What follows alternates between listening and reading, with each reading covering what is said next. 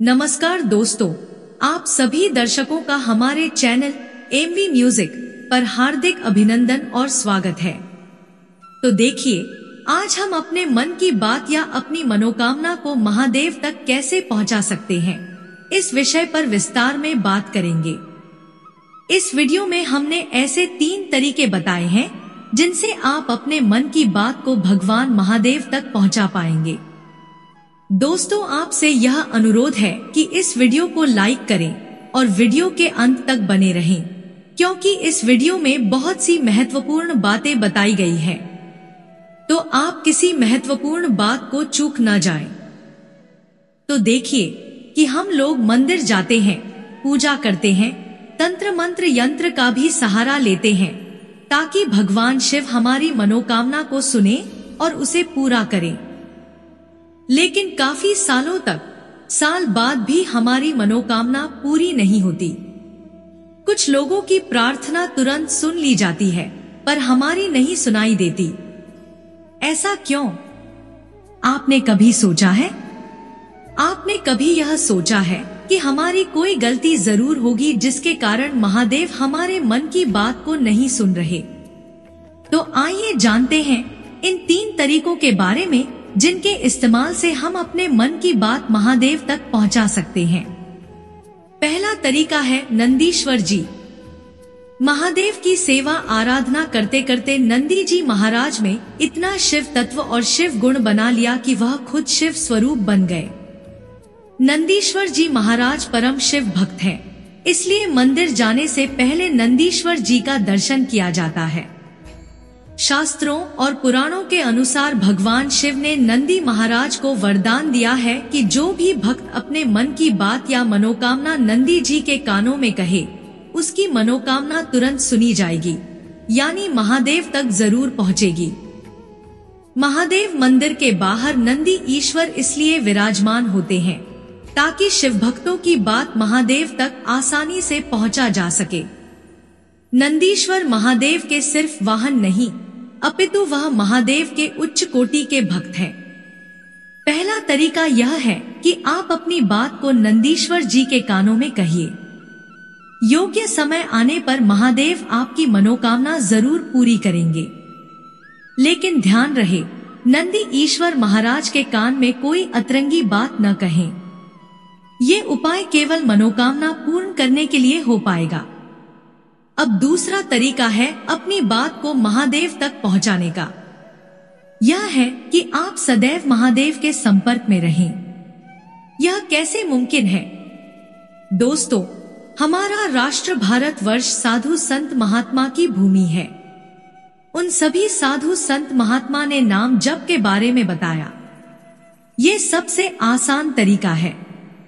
आपको मंदिर भी जाने की कोई जरूरत नहीं है या फिर किसी तीर्थ स्थान पर जाने की जरूरत नहीं है। महादेव का नाम लेने के लिए कोई भी नियम नहीं है। खुद महादेव यम और नियम से परे हैं, तो हम कौन होते हैं उनकी भक्ति पर यम और नियम लगाने वाले?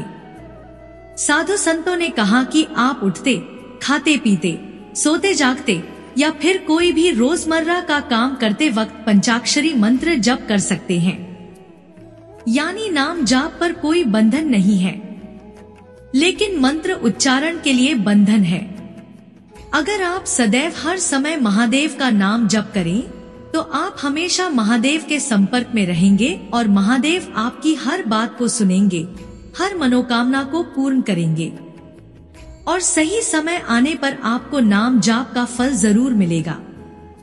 और इसी तरीके से आपके सारे कार्य भी बनेंगे। अब तीसरा तरीका है योग। हम सभी जानते हैं कि महादेव इस संपूर्ण ब्रह्मांड में सबसे महान योगी हैं। महादेव को योगेश्वर कहा गया है। यह तरीका थोड़ा कठिन है, लेकिन बहुत सटीक है। महादेव हमेशा ध्यान में रहते हैं। अगर आप भी ध्यान धारणा सीख लें, तो आप भी भगवान शिव के दर्शन कर सकते हैं। आपकी मनोकामना पूरी होगी और इस जन्म मरण के चक्र से मुक्ति पाएंगे। अनेक उपनिषदों में योग, कुंडलिनी जागरण और ध्यान धारणा को बहुत ही ज्यादा महत्व दिया गया है। योग के मार्गों से सिद्धियां भी प्राप्त कर सकते हैं। आप एक असामान्य मनुष्य बन सकते हैं। योग के बारे में जितना कहा जाए उतना कम है। योग क्रिया है, ध्यान धारणा कठिन है। आपको योग गुरु की आवश्यकता होती है।